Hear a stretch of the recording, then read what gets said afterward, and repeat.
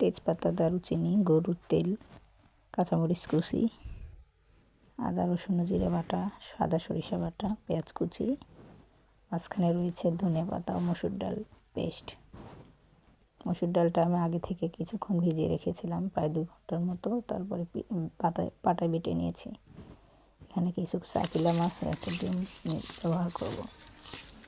মাছটা আমার ভেজে নিতে হবে এই রেসিপির জন্য, সেজন্য মাছটা ভেজে নেওয়ার জন্য মশলাতে মাখিয়ে নিলাম।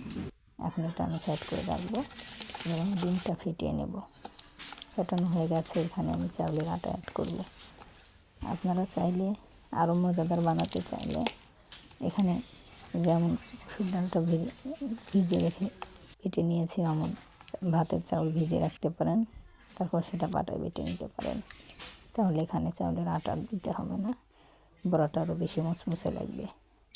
ডিম আর চাউলের আটা দিয়ে আমি মাখিয়ে নেওয়ার পরে সবগুলো উপকরণ দিয়ে নিচ্ছি। কাঁচামরিচ কুচি, সাদা সরিষা বাটা, আদা রসুন জিরা বাটা, পেঁয়াজ কুচি, দারুচিনি, তেজপাতা সব কিছু দিয়ে নিচ্ছি।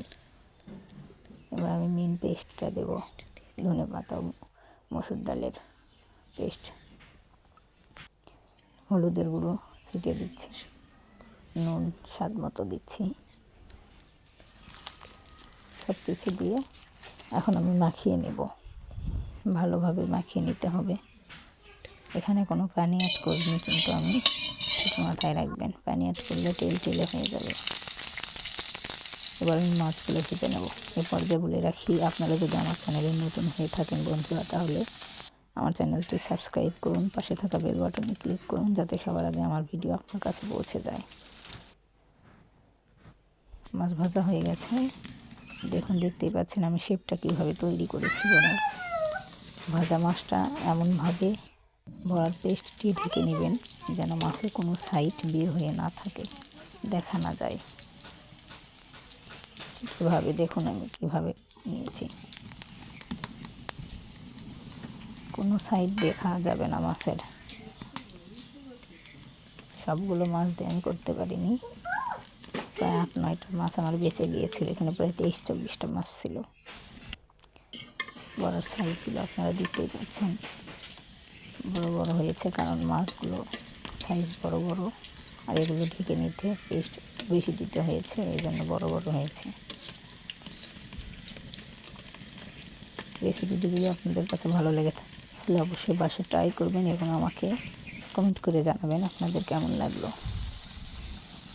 শেষে যে 2টা ছিল, ওই 2টা আমি ভেজে নিচ্ছি। বড়াটা একেবারে কাঁচাও রাখবেন না, আবার একেবারে পুড়িয়েও ফেলবেন না। এরকম হালকা লাল লাল যখন হবে তখনই তুলে নেবেন। একেবারে বেশি লাল করতে গেলে পুড়ে যাবে, খেতে তিতা লাগবে। দেখুন, দেখতেই পাচ্ছেন কতটা লোভনীয় হয়েছে খেতে। এভাবে চাপিলা মাছ ও ডিমের চপ বানিয়ে বাসায় খেতে পারেন বিকেলের নাস্তা হিসেবে, বা বাসায় গরম ভাতের সাথেও খেতে পারেন। টাটা, বাই বাই, ভালো থাকবেন।